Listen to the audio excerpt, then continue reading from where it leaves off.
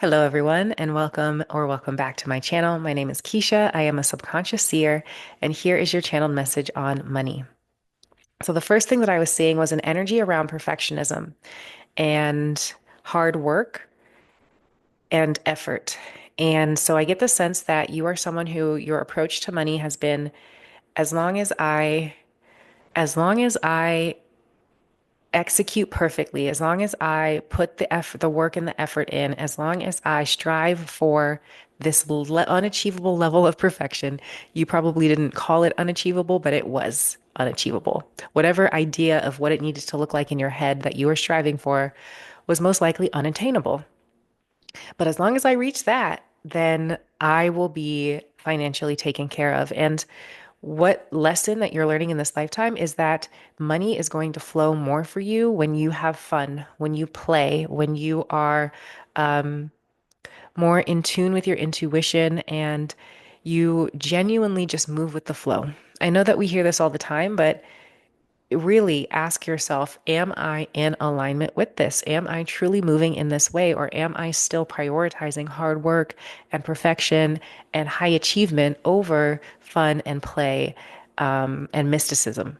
Because what I'm being shown is that you are, I heard genetically, you are genetically more magnetic when you have fun and when you prioritize fun. The reason I think I heard genetically is because this is a generational pattern that we're talking about. Your approach to money, it did not just start with you. It came from your parents, it came from your grandparents, it came from your lineage. This idea of how financial security is attained in this world. Obviously, society sends us these messages, but heavily, but this is something that was passed down and is deeply ingrained in your genetic makeup. This is something that you have the opportunity to transmute in this lifetime for your lineage. It starts with understanding that the scarcity that you feel, the feeling of not being enough, is directly correlated with this need for perfection. It's like they're two sides of the same coin. So when you are holding yourself to that incredibly high standard, that is an opportunity for self-reflection. When you are feeling this pressure to work and just keep working, or when you are denying yourself fun, when you find yourself not prioritizing fun, that those are all opportunities for self-reflection. Why am I not allowing myself to let loose, to let my hair down, to enjoy life? Why am I not allowing that? What are the deeper parts that are making me believe that I don't have time for that, that I can't prioritize that? And what do those parts actually need from me right now? Those are the questions that you want to ask yourself. Ultimately, it boils down to your sense of self-worth and where you are deriving that self-worth from. Is it coming from your productivity? Is it coming from your output? Or is it coming from inside of you? Is it coming from your divinity and your connection to God? That is what you want to shift inside of yourself every single time you are aware enough to realize that you're in the pattern again. And something else that's coming through is I'm seeing a burlesque dancer who just loves what she does and is having the time of her life on that stage. And when you think about burlesque, this is not your typical career path that we see laid out for us when we're in school, right? When you're in college, burlesque dancing is not at the career fair. Let's just put it that way. So this image came up for that reason, very specifically, because maybe now you are someone who is wanting to take an alternative path. Maybe now you are someone who is wanting to have more fun with your work, but you're having a hard time doing it because of these deeply ingrained beliefs that that's not possible. And it doesn't matter how much your conscious mind says, no, but I love this. So I want to do this. If there are subconscious parts of you that do not believe that it is possible, you're going to see that play out in your external reality. And that's okay because you came here to see that play out so that you could do the inner work within.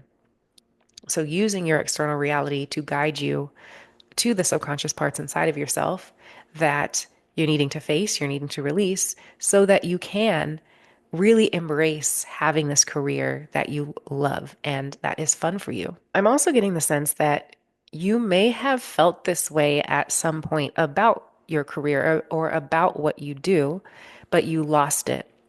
And so now you have to give yourself permission to find it again. And it feels like that is going to happen from inside of you. You're going to find the fun and the excitement and the passion from inside of yourself. So this is something that requires reflection, something that requires solitude, quiet time, so that you can get clear on the different voices that exist in you and the different emotions that exist in you, and you can find the truth. You can wade through it all and find the truth. Because the truth is that you do have a calling, and you know this.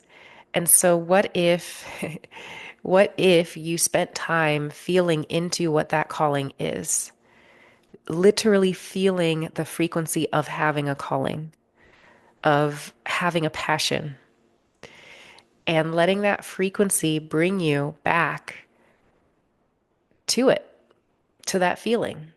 Because that's exactly what will happen when you practice the frequency of something that you want or a state that you want to be in. You will be brought into that state. Simultaneously, whatever does not resonate with that state will be brought to the surface for you to release. So, by practicing the frequency of where you want to be, you are creating the exact curriculum that you need to walk through to get there. Something else that they want you to be aware of is how often, if you're like a business owner or you're someone who is results oriented, if you are checking for those results constantly, that is blocking the flow of money. If you're checking to see how much money you've made constantly, that's actually blocking the flow of your money. So they want you to be aware that compulsion to constantly be checking is rooted in lack. It's rooted in scarcity. It's rooted in these exact patterns that we're discussing. So you can catch yourself in those moments of wanting to know, wanting to see, wanting to, have that validation. And you can use that as a point of reflection because the part that's driving you to do that is the part that we want to access, and we want to find out if we can meet that part's needs in a way that is more sustainable. It's almost like there's a part inside of you that is constantly wondering if it's okay, if it's good enough, if it's enough. And that's the part of you that's just constantly checking for that external validation through checking your notifications, your emails, your sales, whatever it is. That's what that part is doing. It's like, let me just make sure I'm enough. Let me check to see if I'm enough. So now that you know that, can you deny this part of you that validation? Because when you start denying it, then the feeling that that part is holding on to will be more readily available to you. And that's where you can release it. You can feel that feeling that comes up and release it. Your genius, there's more of your genius underneath this addiction, this part of you that consistently needs that validation. There's more of your genius under there. So that is the incentive to do this work, to feel those feelings, to avoid looking. It's like the thing that you are looking for validation about, you will get 3x'd if you stop looking for the validation, if you stop constantly checking. So it's worth it, even though there might be some initial discomfort to breaking this pattern, to breaking this addiction. Ultimately, it's worth it. And also, it's like you may not even realize how much time you waste checking your email, checking, your sales, checking. You might not realize that that time adds up. And so if you stopped that habit completely, imagine how much more time you would have for fun and for play, which makes you even more magnetic. So not only does not constantly checking make you magnetic, but so does having more fun and playing more, which you will have more time to do. So this is the roadmap. This is the roadmap for more financial abundance in your life. And what a great roadmap to have, honestly.